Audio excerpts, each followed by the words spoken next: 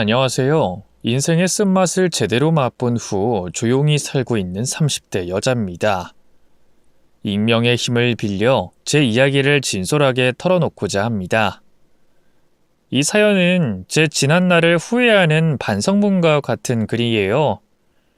외로움이라는 이유로 불륜을 정당화할 수는 없지만 결혼 생활 내내 단 한 번도 행복하다고 느껴본 적이 없었네요. 매일매일 새롭고 행복할 거라고 기대하진 않았지만 그래도 하나에서 둘이 됐는데 서로 맞춰가면서 재미나게 살게 될 줄 알았어요. 하지만 결혼한 지 몇 주도 되지 않아 삐그덕대기 시작했습니다. 워낙 무뚝뚝하고 공감 능력이 부족했던 남편이었지만 속은 깊은 사람이라고 생각했는데 그 기대가 한순간에 무너지더라고요. 어딜 놀러 가자고 해도 싫다. 뭐 먹으러 가자고 해도 싫다. 기념일도 뭐하러 챙기냐며 대충 집에서 밥 먹고 때우자던 사람이었어요. 그래서 신혼 내내 우당탕탕 다투기도 하며 안 맞는 부분을 조율하려고 애쓰다가 또 싸우기도 하고 아무튼 난장판이었습니다. 신혼 때는 다 그렇지 뭐 하며 넘기려고 노력했어요. 그래도 내가 선택한 사람이니까 끝까지 맞춰봐야 한다고 생각했죠. 시간이 흐르니까 그 사람도 그렇고 저도 그렇고 서로에게 익숙해지더라고요. 남편은 출장이 정말 잦았어요. 한 달에 반절 정도는 출장지에서 보내야 할 정도로 집에 붙어 있는 날이 별로 없었죠. 그것 때문에도 한참을 다퉜어요. 남편은 제가 서운해할 때마다 나는 뭐 출장 가고 싶어서 가는 줄 알아? 먹고 살려고 가는 거잖아. 하며 오히려 호통을 치더라고요. 하긴 남편 말이 맞긴 했죠. 하지만 말이라도 좀 다정하게 해주면 어디 덧나나요.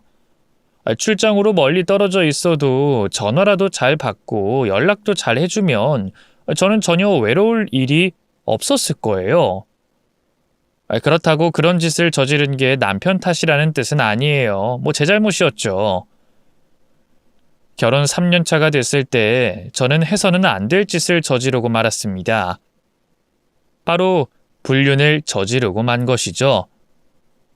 지금 생각해도 미친 짓이었다는 걸 잘 알고 있어요.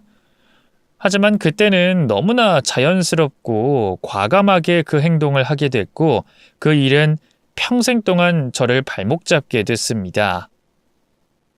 시간을 되돌릴 수만 있다면 절대로 그런 짓을 저지르지 않았을 거예요. 저도 직업이 있긴 했지만 친정 부모님 밑에서 일하고 있었기 때문에 나름대로 시간적 여유가 있는 편이었어요. 남편이 출장을 떠났을 때마다 외로운 마음에 핸드폰을 붙잡고 SNS를 주로 하게 됐죠. TV 보다가 SNS 하다가 그리고 혼자 밥 먹다가 잠을 자며 하루하루를 보냈죠. 그러던 어느 날 SNS로 메시지가 하나 날라왔습니다. 잘 지냈어? 잘 살고 있는 것 같아서 보기 좋네. 혹시 나 기억나나? 그 이름을 본 순간 제 눈을 의심할 뻔했어요. 메시지를 보낸 사람은 바로 제가 20대 초반 때 사귀었던 옛 남자친구였거든요. 워낙 어렸고 철이 없던 시절이었기 때문에 순수했고 때묻지 않은 사랑을 했던 그때가 문득 생각나더라고요. 그 메시지에 답장을 하는 게 아니었는데 저는 호기심에 답장을 하고 말았어요. 그렇게 그 사람과의 인연이 다시 시작됐죠. 지금은 아무 감정이 없고 옛날 친구 다시 만난 느낌으로 그렇게 대화를 이어나갔어요. 내심 궁금하긴 했거든요. 어떻게 살고 있는지, 어떤 사람을 만나고 있는지, 어떤 직업을 가지고 있는지. 그 사람은 아직 결혼을 하지 않았다고 하더라고요. 이런저런 얘기들을 하다 보니 그 사람이 저에게 먼저 만나자고 제안했어요. 처음엔 거절했습니다. 아무리 반가워도 한때 연인이었는데 만난다는 것 자체가 부정한 행위를 저지르는 것 같았거든요. 만남을 거절하자 그 사람이 이런 말을 건네더라고요. 그래? 뭐 알았어. 나는 가끔씩 옛날 이야기하면서 웃고 떠들 친구가 필요하더라고. 너도 친구가 필요할 때 언제든지 연락 줘. 내가 말 건 게 부담이었다면 미안하고. 대화를 마치고 그날 자려고 딱 누웠는데 참 공허하더라고요. 그 사람은 제가 한창 예뻤을 20대 초반 모습을 기억하고 있는 사람인데 이렇게 매몰차게 거절할 필요가 있었을까? 그야말로 친구로 잘 지낼 수도 있는 거고 부담 없이 만날 수도 있는 건데 이런저런 생각을 하며 잠을 설쳤어요. 그때부터 저는 그 사람과 나눈 대화를 떠올리며 수없이 고민했습니다. 그냥 만나서 수다 떨고 추억을 되새길 수 있는 사람이 필요했어요. 변명처럼 들리겠지만 딱 한 번만 그 사람을 만나 차라도 한잔한다면 지금 느끼는 이 공허함과 외로움이 조금은 치유될 것 같다는 생각이 들었습니다. 그렇게 저는 옛 애인을 만나기로 결심했어요. 약속 장소에 나가면서도 내가 미쳤지, 단단히 미쳤지 생각하며 다시 발걸음을 되돌릴까 수없이 고민했죠. 그래도 약속까지 잡았는데 아무 말도 없이 돌아가는 건 좀 아닌 것 같아서 결국 약속 장소까지 갔네요. 멀리서도 딱 알아보겠더라고요. 그쪽도 저를 먼저 알아봤는지 손을 흔들더라고요. 많이 어색할 거라는 예상과는 다르게 그 사람은 그때 그 모습 그대로 밝은 미소로 저를 반겨줬습니다. 미준아, 넌 진짜로 하나도 안 변했다. 누가 할 소리. 어떻게 얼굴이 그대로야? 늙지도 않았네? 그대로긴. 자세히 보면 주름이 많이 생겼어. 그리고 내가 그 당시에 워낙 노안 소리 듣고 살았잖아. 이제야 내 나이에 맞춰진 거지. 오랜만에 만나니까 반갑네. 어떻게 지내? 나야 똑같지. 달라진 거 없이 그럭저럭 지내고 있어. 아직도 기타 쳐? 배운 게 그것뿐이라. 그 남자를 처음 봤던 곳이 공연장이었어요. 무대 위에서 기타를 치는 모습에 반해 인연이 이어지게 됐죠. 그때가 새록새록 떠오르더라고요. 이 남자는 아직도 낭만을 가지고 있구나. 그에 비해 나는 현실에 찌들어 사는구나 싶어서 약간은 씁쓸한 감정도 들었네요. 아무튼 그날 정말로 옛 친구를 만난 것처럼 웃고 떠들고 신나게 시간을 보내다가 집에 돌아왔네요. 집에 돌아오니 그 사람이 제 20대 초반 모습이 담긴 사진 하나를 보내주더라고요. 볼살이 터질 것 같던 그 시절의 제 모습을 오랜만에 보니 웃음이 나왔죠. 옛 소꿉친구를 만나는 게 이런 기분일까 싶었네요. 이런 식으로 그 사람과 친구처럼 지내는 것도 나쁘지 않은 것 같더라고요. 그래서 그 이후로 또 만나게 됐습니다. 그날은 밥을 먹었어요. 그 사람은 억울한 듯이 저에게 묻더라고요. 내가 이거는 끝까지 안 물어보려고 했는데 도저히 억울해서 참을 수가 없어서 말이야. 그때 나한테 왜 헤어지자고 했어? 나 그때 진짜로 폐인돼서 아무것도 할 수가 없었어. 내 인생의 첫 시련을 안겨준 사람이 바로 너였어. 내가 헤어지자고 했다고? 무슨 소리야? 나는 여태껏 내가 차인 줄로만 알았는데? 무슨 소리야? 나 그날 똑똑히 기억해. 비 오는 날 나 버리고 무심하게 가버렸잖아. 그리고 연락도 없었잖아. 내가 얼마나 조마조마하면서 핸드폰 붙잡고 있었는데. 그때는 우리 잠깐 다툰 거였지. 이유도 생각 안 날 정도로 사소한 일로 싸웠는데 그것 때문에 내가 화나서 집에 갔던 거고. 너는 나한테 연락 한 번 없었잖아. 화가 많이 난 것 같길래 생각할 시간을 준 거지. 바로 풀어줬어야지. 여자친구가 삐졌는데 연락 한 번 안 하고 그냥 내버려뒀잖아. 나는 그게 헤어지자는 뜻인 줄 알았지. 그래서 우리가 멀어졌던 거야. 그런 거였어? 오해가 있었네? 네가 많이 서툴긴 했지. 그때는 내가 많이 어리긴 했지. 첫 연애였는데 뭘 알았겠어. 호련이 가버리니까 나랑 헤어지고 싶은가 보다 하고 말았지. 그때 한번 붙잡았으면 상황이 좀 달라졌을까? 글쎄, 더 길게 사귀긴 했겠지? 그럼 지금 우리 모습도 많이 달라졌을까? 뭐 예를 들면 결혼 같은 걸 우리가 할 수 있었을까? 글쎄, 뭐 사람 일은 모르는 거지만 그때 감정과 상황이 지금까지 쭉 이어졌더라면 뭐 결혼도 충분히 할 수 있지 않았을까? 그때 우리 정말 좋았잖아. 그래, 정말 좋았지. 그래서 나는 그때를 가끔씩 후회해. 그 이후로 그만큼 마음을 준 여자를 만나지 못했거든. 무슨 그런 말을 하고 그래. 진심이야. 인생에서 한 번쯤은 후회되는 순간이 있잖아. 나는 그날이야. 너를 한 번만 더 붙잡아 볼걸. 그랬다면 뭔가 내 인생이 달라졌을 것 같은데. 사실 너한테 연락하는 것도 많이 망설였어. 결혼하고 잘 살고 있는 거 이미 알고 있었어. 하지만 많이 궁금했고 보고 싶었어.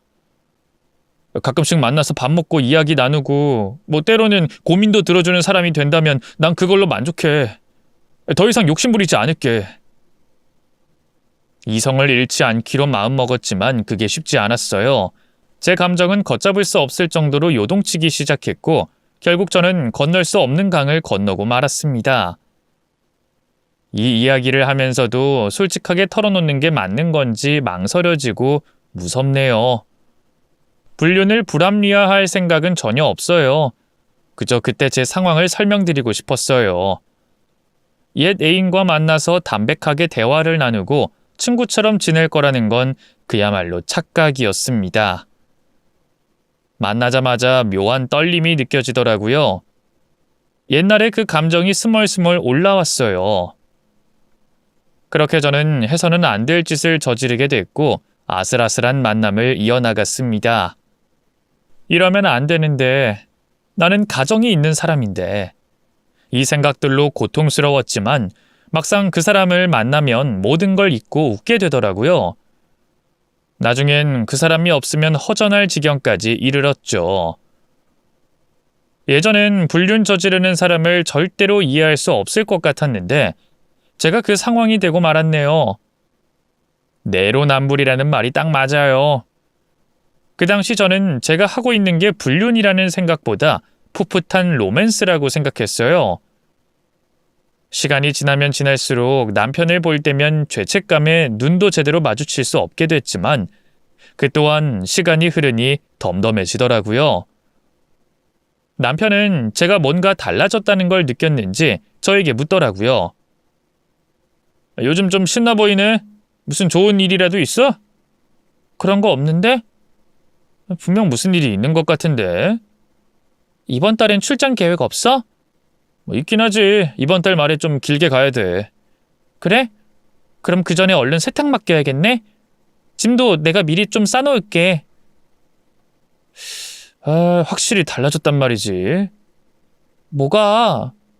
예전엔 내가 출장 간다고 하면 죽상이더니 이젠 군말 없이 짐까지 싸준다고 하잖아. 어쩔 수 없잖아. 이젠 나도 당신의 일을 존중해주기로 했어. 내가 출장이 좀 많긴 하지. 그냥 나 회사 때려치울까? 때려치우고 뭐하게? 우리 와이프가 날 먹여 살리겠지 뭐. 당신 그 정도 능력은 되잖아. 그 나이에 회사 관두면 나중에 답도 없어. 일단 이 약 물고 다녀. 최소한 경력은 채워야 다른 데 이직이라도 할 거 아니야. 가만 보면 참 냉정해. 허구한 날 출장 가느라 집 비우는데 이젠 서운해하지도 않는다 이거지? 서운할 땐 그렇게 화내놓고 이젠 쿨하게 받아주니까 그것도 싫어? 그러게. 뭐 내가 청개구리인가 보지 뭐. 정말 모순적이게도 불륜이 시작되고 난 후로 남편과의 관계가 더 좋아졌어요. 더 이상 그 사람에게 서운하지 않았고 재촉하지 않으니까 남편 쪽에서도 제가 긍정적으로 많이 달라진 것 같다고 하더라고요. 역설적이게도 제 불륜이 저희 부부 사이를 더 돈독하게 만들어줬네요. 남편이 출장을 갈 때마다 저는 옛사람과 만나서 시간을 보냈습니다. 그 사람은 은연중에 제 이혼을 바라고 있었지만 차마 대놓고 요구하진 않더라고요. 그냥 절 존중해줬어요. 워낙 보헤미안처럼 이곳저곳 여행을 다니며 낭만을 쫓는 사람이었기 때문에 그 사람은 자기가 평생 비혼으로 살 팔자인 걸 받아들였다고 하더라고요. 저와는 다른 삶을 살고 있었기 때문에 그에 대한 동경이랄까요? 남편과는 반대의 사람이었기 때문에 어쩌면 더 끌렸을지도 몰라요. 만나면 항상 예쁘다, 아름답다, 행복하다 이런 표현들을 서슴지 않고 해줬거든요. 그 사람과 함께 있을 때면 마치 꿈을 꾸고 있는 것 같은 기분이 들었어요. 하지만 그 감정도 오래가진 않더라고요. 신기하게도 20대 초반의 그 시절처럼 같은 방식으로 그 사람과 멀어지고 실망하고 서서히 마음이 식어갔어요. 한번 실패한 사람은 다시 만나도 실패하게 되는구나 느끼게 된 순간이었죠. 저희는 너무 달랐어요. 만나서 옛 추억을 나눌 땐 쿵짝이 잘 맞는 단짝이었지만 그 외의 것들은 하나도 맞지 않았고 어느 순간 그 사람이 너무 철없게 느껴질 때가 많았죠. 그래서 제가 그 사람에게 말했어요. 만약 그때 우리가 잘 됐어도 우린 끝까지 영원하진 못했을 것 같아. 그 사람도 그 부분은 인정하더라고요. 그렇게 저희는 서로의 한계를 받아들이며 앞날을 응원해주는 사이가 됐습니다. 그래도 그 관계를 완전히 끊진 못했어요. 가끔씩 만나서 밥도 먹고 차도 한잔하면서 그야말로 옛 친구처럼 지내게 됐네요. 그때 다시 남편과 사이가 좋아져서 이제는 정말로 남편에게 집중하고 우리 관계를 위해서 충실해야겠다는 다짐을 하며 그렇게 잘 마무리된 줄 알았습니다. 남편에게는 죄의식을 품은 채로 살게 됐죠. 그러던 어느 날 저는 인생 최대의 시련을 맞게 됐습니다. 갑자기 모르는 번호로 연락이 오더라고요. 대뜸 제 이름과 신상을 대며 제 핸드폰을 해킹했다고 해서 처음엔 친구가 장난치는 건가 싶어서 넘겼어요. 그런데 그 다음 날 그쪽에서 쉴 새 없이 사진을 보내는 거예요. 그걸 확인하자마자 눈앞이 캄캄하고 식은땀이 났습니다. 그 사진은 다름 아닌 제 불륜 사진이었습니다. 분명 제 핸드폰에 저장돼 있었던 것이고 심지어 최근엔 정리한다며 지웠던 사진이었어요. 그 사진은 분명 저만 가지고 있었던 것인데 어떻게 의문의 사람이 그걸 저한테 보낼 수가 있는지 정말로 해킹범이 맞나 싶더라고요. 대체 왜 이러냐고, 왜 내 사진을 가지고 있는 거냐고 물었더니 그 사람이 이렇게 말하더라고요. 사진만 가지고 있는 게 아닙니다. 당신의 핸드폰에서 전화번호 목록 모두를 입수했습니다. 사진을 당신의 가족과 지인 모두에게 보낼 수도 있습니다. 대체 원하는 게 뭐냐고 물어봤더니 역시나 돈이라고 하더라고요. 무슨 코인으로 달라고 하는데 그 액수가 어마어마했어요. 제가 당장 구할 수도 없을 뿐더러 구한다고 해도 정체도 모르는 사람에게 그 돈을 그대로 갖다 바칠 수는 없는 노릇이었어요. 하지만 그 사진은 절대로 남편과 가족에게 공개하고 싶지 않았습니다. 그건 죽을 만큼 싫었어요. 그때부터 저는 하루하루 피가 말리는 듯한 시간을 보내게 됐어요. 밥을 먹지도 못하고 잠을 잘 수도 없었고 가만히 있어도 심장이 미친 듯이 뛰었습니다. 오죽하면 남편이 저에게 묻더라고요. 요즘 왜 이렇게 기운이 없어? 무슨 일이 있는 건 아니지? 아무것도 아니야. 얼굴에 핏기가 없는데 뭘. 어디 몸이 안 좋아? 병원 같이 갈까? 여보, 사실은... 무슨 할 말 있어? 그게... 아니야. 모든 걸 솔직하게 털어놓고 인정해버릴까 싶기도 했지만 남편이 저에게 실망할 걸 생각하니 도무지 용기가 나지 않더라고요. 게다가 불륜 사진을 제 전화번호에 있는 모든 사람에게 뿌려버린다고 하니 암담했어요. 그걸 막지 않았을 때 사회적으로 매장을 당하는 것이나 다름없었습니다. 심지어 저희 부모님께도 그 사진을 보낸다는 거잖아요. 그 생각만 하면 정말 지옥 같았습니다. 그냥 다 폭로당하고 해외로 도망갈까 싶다가도 충격받을 가족들을 생각하니 미칠 것 같더라고요.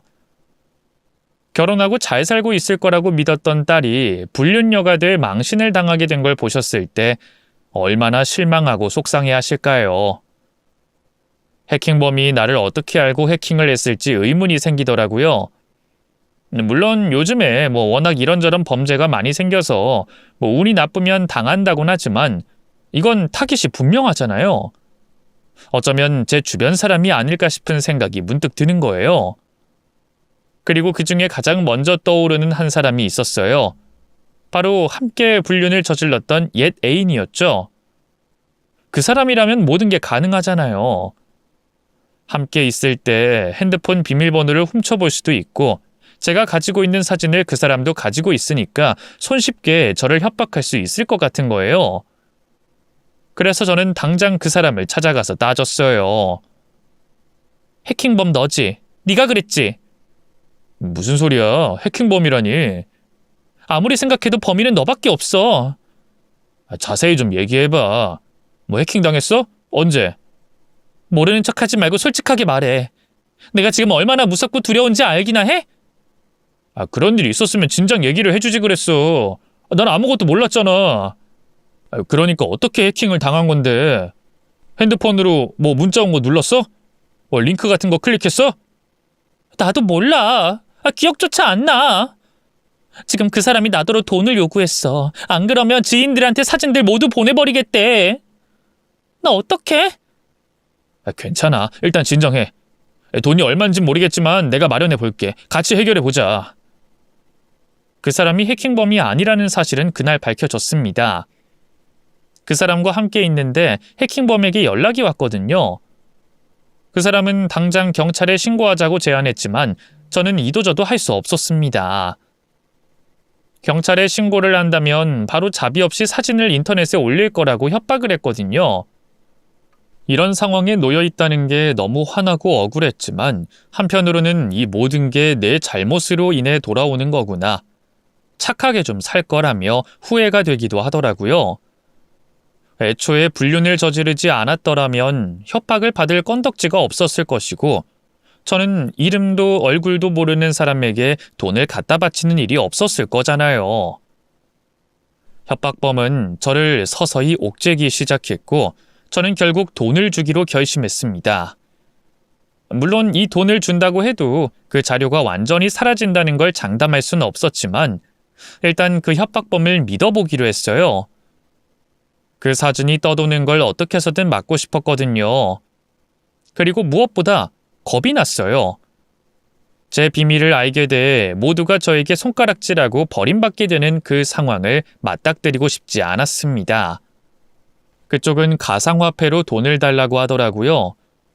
아마도 흔적이 남지 않기 때문에 그 통로로 돈을 받을 수밖에 없겠죠. 하지만 문제는 제가 가상화폐를 한 번도 다뤄보지 않았다는 점이었어요. 어딘가에 가입을 하고 인증을 받고 이것저것 시도해봤지만 제가 워낙 컴맹이라 아무것도 할 수가 없었네요. 돈을 주기로 한 날짜가 점차 늦어지자 해킹범도 답답했는지 현금으로 달라고 말을 바꾸더라고요. 장소를 알려주더니 거기다가 놓고 가면 찾아가겠다고 했어요. 지켜보고 있을 거니 만약 경찰을 대동한다면 돈도 잃고 신뢰도 잃게 될 거라며 단단히 협박을 하더라고요. 때마침 남편의 출장 날짜가 잡히게 됐어요. 그때만큼은 남편의 출장이 반갑더라고요. 남편이 출장을 갔을 때 은밀하게 돈을 구해서 전달하면 모든 게 끝이 날 계획이었습니다. 그 일만 끝나면 정말로 가정에 충실하며 정직하고 성실하게 살아야겠다고 스스로 다짐했죠. 하지만 그때까지도 마음이 조마조마했어요. 해킹범이 보낸 메시지에 답장이 조금이라도 늦으면 사진을 남편에게 보내버리겠다고 협박을 했거든요. 불륜을 들킬 수 있는 시한폭탄을 그 사람이 가지고 있는 셈이었어요. 그래서 이 일을 빨리 끝내고 싶었습니다. 그래서 남편이 출장을 가자마자 돈을 구하기 시작했어요. 가장 먼저 생각나는 곳이 친정이었습니다. 갑자기 사정이 생겨서 큰 돈이 필요하니 좀 달라고 사정하니 더는 묻지 않고 돈을 주시더라고요. 제 표정에서 다급함이 느껴졌나 봐요. 저는 그 돈을 받자마자 울면서 꼭 갚겠다고 믿어달라고 납작 엎드렸습니다. 돈을 구하고 이리저리 수습을 하는 과정에서 해킹범의 메시지를 확인하지 못했어요. 뒤늦게 확인했더니 이런 메시지를 보냈더라고요. 자꾸 이런 식이면 곤란한데. 당신 남편한테 지금 사진 전송 버튼 누르려던 참이야. 3분 안에 답장 없으면 눌러버릴 거야. 이미 3분이 넘은 찰나였기 때문에 눈앞이 아득해졌습니다. 설마 해킹범이 진짜로 제 남편에게 사진을 보내버린 게 아닐까 싶어서 당장 남편에게 전화를 걸어봤어요. 하지만 남편은 받지 않았습니다. 문자를 보내도 답이 없었어요. 설마 하던 게 확신이 된 순간 정말 좌절했습니다. 그때부터 저는 미친 듯이 남편에게 전화를 걸었습니다. 하지만 연락 두절이었어요. 마치 일부러 받지 않는다는 듯 나와는 이미 끝난 사이라고 통보하는 듯 그렇게 저를 무시했습니다. 진짜로 내 불륜 사실을 이미 알아버렸나 싶어서 걱정되는 마음에 잠을 한숨도 잘 수 없었어요. 출장을 떠난 후 연락 두절된 남편과 어떻게 해서든 대화를 하고 싶어서 저는 무작정 남편이 다니는 회사에 전화를 걸었죠. 연락할 수 있는 방법이 있다면 좀 알려달라고 했더니 그쪽에서 뜬금없이 이런 얘기를 하더라고요. 출장이요? 그럴 리가 없는데. 저희 회사 이번 연도에 출장 계획 없거든요. 설마요. 분명 출장 간다고 하고 집을 비운 상태인데. 확실해요? 그리고 이 대리님 제가 알기론 휴직계 내신 걸로 아는데요. 휴직계라뇨? 네, 그 회사 3년 이상 다니면 휴직계 낼 수 있거든요. 그거 낸 걸로 알아요. 아마 최근에 내셨을걸요? 그래서 저희도 지금 어디 계시는지 잘 몰라요. 그럴 리가 없다고 재차 물어봤지만 돌아오는 대답은 한결같았습니다. 출장은커녕 제 남편이 그 회사를 다니고 있지 않다는 말을 듣고 한동안 멍해져서 아무 생각도 할 수 없었죠. 그럼 지금 남편은 어디 있는 걸까? 왜 나한테 거짓말을 한 것일까? 도무지 이해할 수가 없어서 무작정 시어머니에게 전화를 걸었어요. 그런데 시어머니도 제 전화를 받지 않으시더라고요. 남편이 갈 곳이라고는 시댁밖에 없다고 생각했어요. 그래서 바로 시댁으로 달려갔고 현관문 앞에서 초인종을 누를까 말까 수없이 고민했습니다. 문을 살며시 잡아보니 잠근 장치가 제대로 되어 있지 않고 살짝 열린 상태더라고요. 그리고 그 안에서는 말소리가 들렸습니다. 저는 본능적으로 몰래 귀를 대봤어요. 시어머니 목소리가 제일 먼저 들렸어요. 걔가 회사까지 전화를 했다고? 미친 거 아니니? 신랑이 연락 좀 안 받았다고 회사까지 전화를 거는 부인이 세상에 어디 있냔 말이야. 하여간 못 배워먹은 년은 체면이라는 게 없다니까. 그 말을 듣고 너무 충격을 받았어요. 시어머니가 평소엔 저에게 정말 잘해주시고 온화한 성품의 소유자셨거든요. 그런데 뒤에서 저를 그런 식으로 말한다는 게 소름이 돋더라고요. 그런데 더 놀라운 건 그 뒤에 이어지는 남편의 목소리였습니다. 회사 동기가 연락이 왔더라고. 내 이름 대면서 지금 어디에 있냐고 물어봤대. 아무튼 회사 안 다니고 있는 건 들켰으니까 계획도 서둘러야 할 것 같아. 일단 회사 일은 내가 대충 수습할게. 아마 엄마한테도 계속 연락이 갈 거고 어쩌면 여기 올 수도 있으니까 얼른 짐부터 챙기자.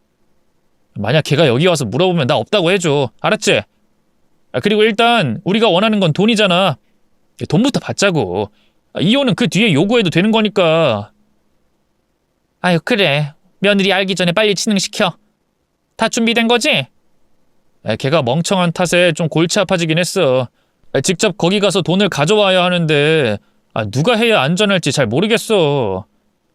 그거야 뭐 대충 얼굴 가리고 선글라스 끼면 되지 않을까? 태환이가 하면 되겠네. 태환이라는 사람은 다름 아닌 남편의 사촌동생이었어요. 그 대화 소리를 듣고 저는 한동안 이게 무슨 의미인지 파악하는 데 시간이 오래 걸렸습니다. 점점 진실에 가까워지고 있더라고요. 남편은 제가 듣고 있는 줄도 모르고 막말을 하더라고요. 태환이가 알면 그 돈 또 나눠야 하잖아. 난 모든 걸 내가 갖길 원해. 그냥 내가 다녀올 테니까 엄마는 집에 있어. 내가 지금 연락을 안 받으니 애가 탄 모양이야. 지금이 딱 실행하기 좋은 타이밍이야. 그런데 며느리가 갑자기 신고라도 하면 어떡해? 우리 아들 경찰에 잡혀가기라도 하면 어떡해? 그럼 안 되는데. 아유, 걔는 그럴 위인이 못 돼. 내 손바닥 안에 있다니까. 그리고 경찰에 신고해봤자 지가 먼저 잘못 저질렀는데 당당하게 굴지 못할걸? 어쨌든 난 들키지 않은 이상 피해자야. 내가 작업 다 쳐놨으니까 이제 걔는 도관에든 쥐야. 애가 워낙 순진해서 딴 생각 못할걸? 순진한 애가 불륜을 저질러? 내가 그것만 생각하면 아주 속에서 천불이 나. 집안이 좀 산다고 해서 받아줬더만 나한테 해주는 건 쥐뿔도 없고 우리 아들 고생만 시켜놓고 심지어 딴 놈이랑 바람을 피워? 아주 천벌받을 년이야. 그래도 증거 빨리 찾았잖아. 얼굴에서 다 티가 나더라니까. 아무것도 모른 채로 살았으면 어쩔 뻔했어. 그리고 빈손으로 이혼하는 것보단 이게 낫잖아. 뜯어먹을 수 있을 때 확 뜯어먹어야지. 그리고 내가 정한 장소에서 거래하면 절대로 들킬 일 없어. 그 사전 답사까지 다 해놨거든. 그리고 걔가 나를 발견하면 해킹범이 협박해서 여기 왔다고 하면 되지 뭘. 아무튼 빨리 일 처리하고 얼른 이혼해. 내가 진짜 조마조마해서 살 수가 없어. 진짜로 안 들킬 자신 있는 거지? 안 들킨다니까. 한번 내가 이거 써볼게. 어떤지 좀 봐줘. 믿을 수 없었고 말이 안 된다고 생각했어요. 해킹범의 정체가 어쩌면 아주 가까운 곳에 있었을지도 모른다는 게 충격적이었습니다. 어떻게 그런 생각을 할 수 있었을까요? 분노를 머금은 채로 실행문을 열어봤어요. 그 순간 제 눈에는 복면을 쓴 남편의 모습이 보였습니다. 기막힌 광경에 넋을 잃고 말았어요. 남편은 저를 보자마자 엄청나게 놀라며 뒤로 자빠지더라고요. 여보? 출장지가 여기야? 그게 일정이 좀 일찍 끝나서 방금 여기 도착했어. 엄마한테 줄 것도 있고 해서. 지금 막 집에 가려던 참이야. 당신이 여긴 어쩐 일이야? 연락은 왜 안 받았어? 연락했었어? 워낙 정신이 없어서 연락 온 줄도 몰랐네. 그래서 놀랬구나. 미안해. 복면은 왜 쓰고 있어? 이거 겨울이라 춥잖아. 출장 갔더니 주더라고. 내가 회사에 전화까지 해봤어. 출장 간 것도 아니라며. 회사 휴직계 냈다며. 그 말을 건네자 남편의 표정이 싹 바뀌더라고요. 소름이 돋을 정도로 무섭게 변했습니다. 그러게 왜 알면서 떠보는 건데. 맞아, 나 회사 휴직계 냈어. 너무 힘들어서 좀 쉬려고. 그게 뭐 잘못됐어? 이젠 당당해지기로 한 거야? 왜? 어디 돈 넣을 구멍이라도 있었어? 와이프 불륜 약점 하나 잡아놓고 한탕 제대로 하려고 한 거지? 그래서 해킹범으로 위장한 거 아니었냐고? 그제야 남편의 얼굴이 흑빛으로 변하더라고요. 잠시 생각하는가 싶더니 애써 변명을 시작했어요. 뭔 소리야, 해킹범이라니. 밖에서 다 들었어. 복면 쓰고 있었던 것도 다 그것 때문이었잖아. 돈만 챙기면 된다고? 내가 순진해서 잘 속을 거라고? 여태껏 날 그렇게 생각하고 있었어? 난 그것도 모르고 당신한테 하루하루 죄스러운 마음으로 반성하며 살았어. 이번 일 잘 해결하고 당신한테 충실하며 살아야겠다고 다짐했다고. 도통 무슨 소리를 하는 건지 모르겠네. 계속 발뺌할 거야? 그래, 그럼 나도 어쩔 수 없지. 그 협박범한테 돈 주는 일 절대 없을 거야. 그리고 신고할 거야. 내가 생각하는 유력 용의자가 있거든. 현행범으로 바로 체포하도록 만들 거야. 그리고 그 일에 가담한 사람들까지 전부 싹 다 경찰서로 보낼 거야. 너는 뭐 잘못한 거 없냐? 너도 잘못했잖아. 불륜 저질렀잖아. 알고 있었네. 그래서 뭐 그걸로 협박하기로 한 거야? 난 조용히 살고 싶었어. 하지만 그런 날 먼저 건드린 건 너야. 네가 먼저 나를 자극했다고. 어떻게 내가 일하러 간 사이에 불륜을 저지를 수가 있어? 네가 내 입장이었으면 화가 안 났겠어? 그걸 알았으면 나한테 말을 했어야지. 그럼 내가 용서라도 빌었지. 그리고 차라리 소송을 하지. 나도 잘한 건 없지만 어쨌든 당신은 범죄를 저질렀어. 소송? 그거 하면 얼마나 받는데. 고작 위자료 조금 받자고 나더러 소송까지 하라고? 내가 억울해서 그냥 못 헤어지지. 내가 받은 상처에 대한 보상은 내가 정해. 그러니까 너는 입 다물고 보상할 생각만 해. 결국엔 돈 때문이었네. 나랑 결혼해서 살았던 것도 다 돈 때문이었어? 그래. 처갓집 부자라는 말에 혹해서 결혼했다. 왜? 내가 속물 같아? 여자들은 죄다 돈 많은 남자 좋아하잖아. 나도 돈 많은 여자 좋아해. 그게 문제야? 믿었던 부인이 불륜을 저지르길래 나도 나름대로 복수하고 싶었어. 그게 잘못됐어? 내가 스스로 날 배신한 사람 처단하겠다는데 그게 뭐가 어떻다고.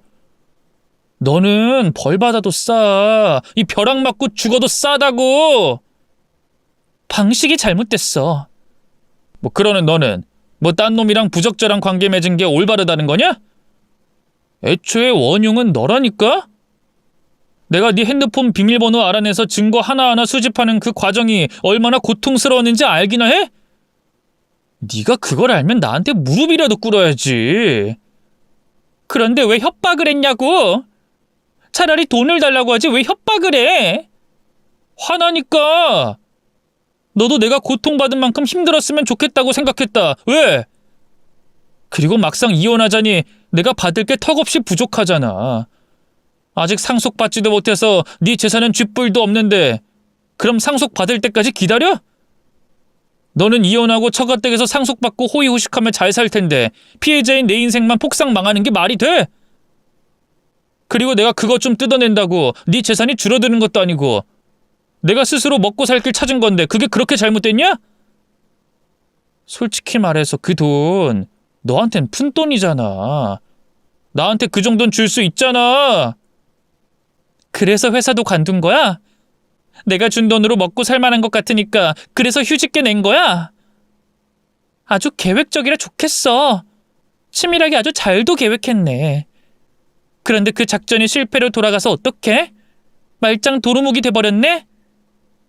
남편은 잠시 동공이 흔들리는가 싶더니 다시 평정심을 되찾은 후 냉정하게 말하더라고요.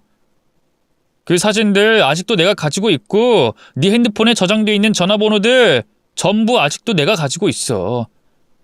정체가 들통났을 뿐이지 나는 그 사진 네 지인들이랑 가족들한테 전부 뿌릴 준비가 돼 있다고. 그러니까 주기로 한 돈 내놔.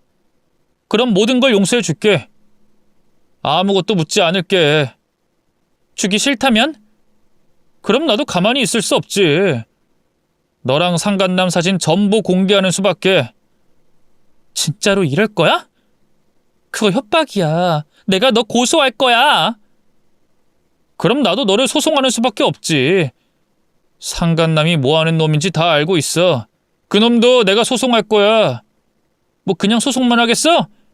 한국에서 발도 디딜 수 없게 개망신 줄 거니까 그렇게 알고 있어.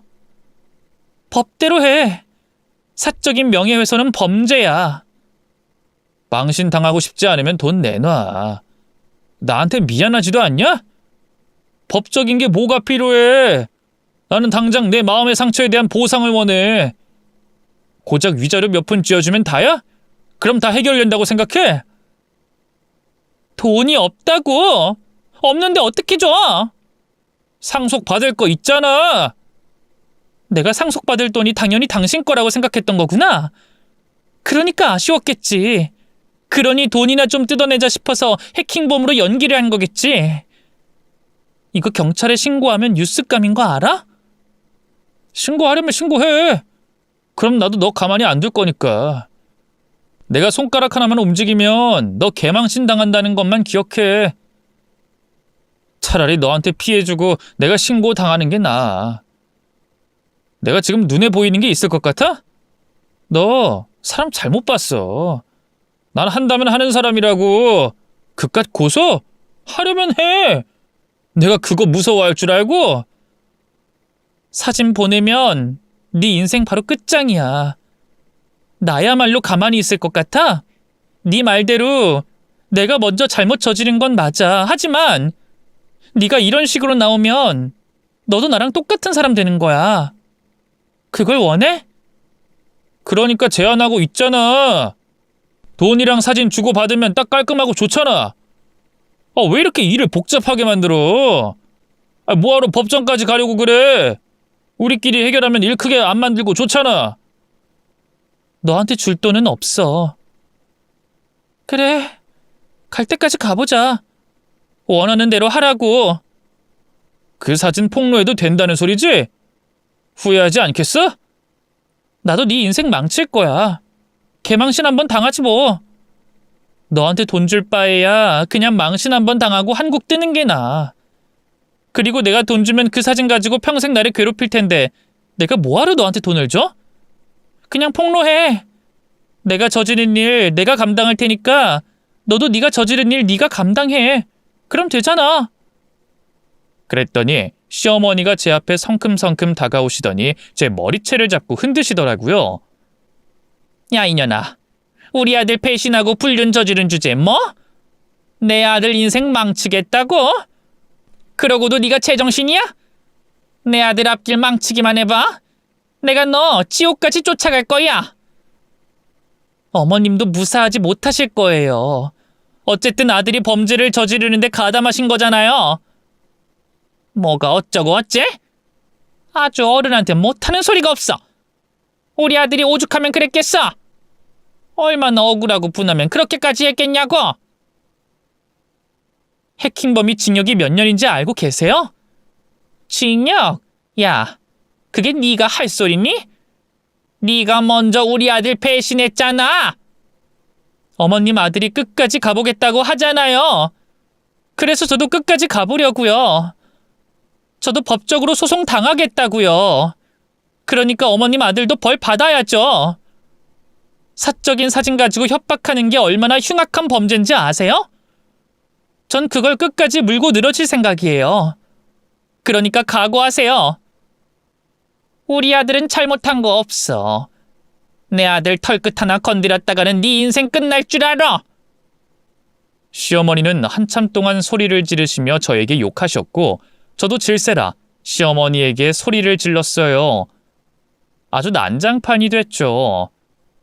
물론 이 사건의 시작은 제 잘못이 맞긴 해요. 절대로 용서받지 못할 잘못을 저질렀다는 거 누구보다 잘 알고 있어요. 벌받을 준비도 돼 있었습니다. 하지만 이런 식으로 남편의 호구가 돼 질질 끌려다닐 순 없었어요. 법적인 벌을 받으라면 받겠지만 사적인 복수는 저로선 용납할 수 없었습니다. 해킹범의 정체가 남편이라는 게 드러나자마자 정말 제 인생이 부정당하는 느낌이 들더라고요. 사랑해서 결혼을 했고 평생을 약속한 사람인데 돈을 위해서 그런 계획을 세웠다는 게 믿어지지 않았어요. 남편이 저에게 배신을 당한 것처럼 저도 남편에게 배신당한 기분이었어요. 저는 남편을 해킹범으로 신고했고 남편 또한 저에게 소송을 걸었습니다. 그리고 저와 불륜을 저질렀던 그 사람 또한 소송을 당하게 됐죠. 이런 사태가 일어날 거라는 걸 어렴풋이 예상하고는 있었지만 생각보다 더 힘들었던 것 같아요. 법적인 공방을 오가며 진흙탕 싸움이 됐고 긴 시간이 걸렸습니다. 누굴 탓하겠어요.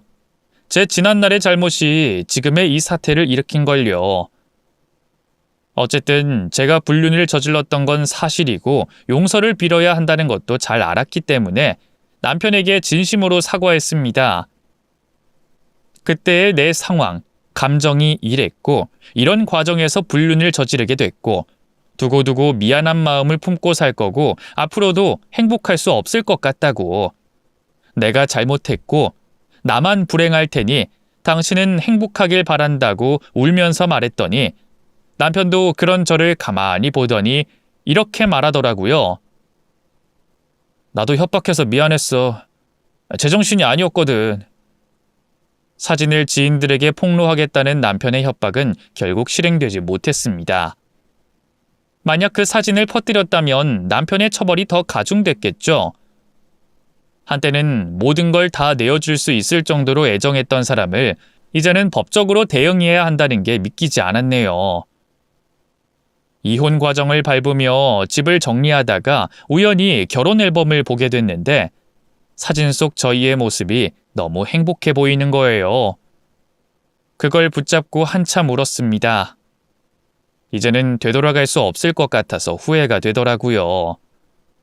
하지만 어쨌든 그 사람과 오래 가진 못했을 것 같아요. 애초에 상속받을 돈이 목적이었다는 걸 알게 됐으니까요. 그 사람은 분명 제가 힘들 때, 어려울 때 진심으로 저를 받아주진 못했을 것 같아요. 서로에게 실망하기 전에 이렇게 헤어지는 것도 나쁘지 않다고 생각했죠. 모든 게 끝나고 저는 한동안 친정집에 머물면서 자숙의 시간을 가졌어요.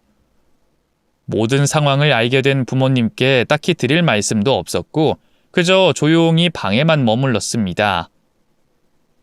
이혼이라는 게 이렇게 힘든 거라는 걸 누가 알려줬더라면 결혼을 더 신중하게 생각했을 것 같아요.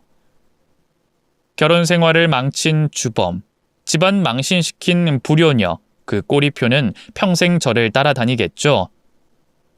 만약 그때로 다시 돌아간다면 이혼은 물론이고 결혼도 하지 않았을 것 같아요. 저 자신이 당당해야 남에게 당당하게 권리를 주장할 수 있는 건데 저는 그러지 못했어요. 너무 어리석었죠. 지금 이곳에서도 저를 한심하게 보시는 분들이 많으시겠죠. 인정합니다. 앞으로도 저는 계속 그때의 잘못을 곱씹으며 살아가겠죠. 상간남이었던 그 남자와는 소송을 당하면서 연락이 끊어졌어요. 이혼 후 상간남과 해피엔딩 그런 건 드라마에서나 나오는 얘기인 것 같아요. 그 힘든 과정을 거치다 보니 천년의 사랑도 빠르게 식더라고요. 생각해보면 그 사람을 진심으로 사랑한 적이 없었어요. 그저 옛 추억 속에 머물러 있던 저를 만난다는 게 좋았던 것 같아요. 집 밖으로 나가지 못했던 칩거 생활이 계속되던 중 친정아빠의 꾸지람을 듣고 난 후에야 다시 일을 시작할 수 있었습니다. 잘못한 건 평생 반성하고 네가 해야 할 일은 열심히 하라는 말씀을 듣고 다시 정신을 차렸네요. 부모님도 얼마나 속상하셨겠어요. 어쩌면 저보다 더 많이 힘드셨을 거예요. 그걸 생각하니 열심히 살아야겠다는 생각이 들더라고요. 그래서 그 이후로는 달라진 모습을 보여드리려고 노력했습니다. 그렇게 몇 년이라는 시간을 보내고 지금까지 왔네요. 지금도 제 인생은 달라진 게 하나도 없어요. 여전히 그대로 살고 있는데 제 마인드가 많이 달라진 것 같아요. 좀 더 겸손하고 신중해지려고 노력 중입니다. 한 번 실수 2번은 하지 말아야죠. 사연을 썼는데 이걸 보내야 할지 말아야 할지 많이 망설여집니다. 그래도 용기 있게 보내려고요. 다시는 그런 삶을 살지 않겠다는 제 다짐이라고 생각하고 잘 들어주셨으면 좋겠어요. 이제는 정직한 인생을 살도록 노력하겠습니다. 여러분들 또한 제 사연을 통해 좋은 깨달음을 얻으셨으면 합니다. 그럼 이만 줄이며 인사드리겠습니다. 안녕히 계세요.